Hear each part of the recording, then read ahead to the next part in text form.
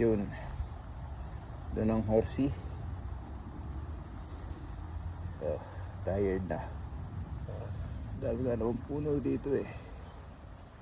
Ayan na.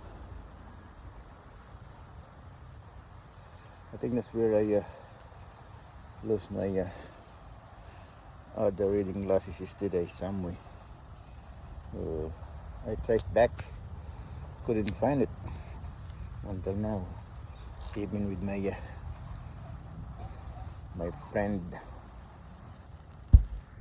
Pada is Buninoy. Rest na yan, no? Yan, no?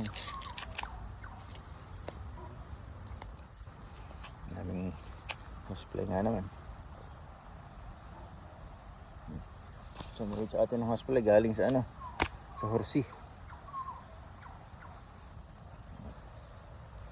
Beautiful place. Yan kami. Doon ni mamaya. Pecan tree. Yan ang mga flowers ng pecan, no? Kakain po ito.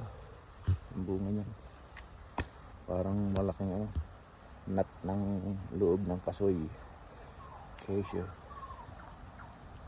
Everest pa, oh. Tired pa. I'll give you another 2 minutes. Last 2 minutes Blooms per day. Having a rest.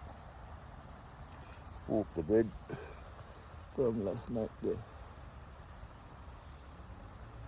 Daming balsa dito. Mamaya ulit. Kinakain niya ng mga fruits eh. Mga flowers. Yan, hindi niya mga flowers niya. Sabay siya. Yan, no?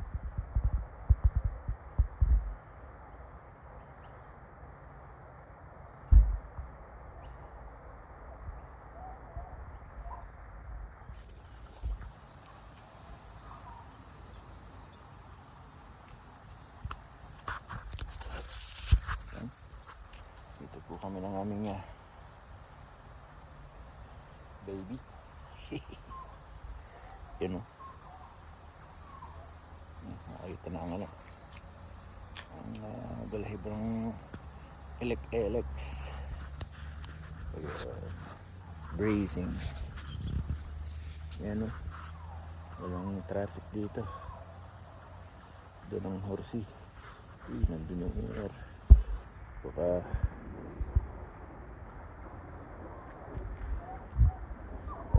tayo po niya. Nakita tayo, i-report tayo sa ano, RSPCQ. RSPCA. Interaction ng dog kita ng horsey. Baka may virus ang horsey nila. O baka may virus tayo. Ayun. Ito ng horsey. Wala na. Wala, nagtago na. Nandun.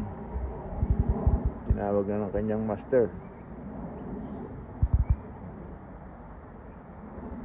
Couldn't say it from here. But from here, there.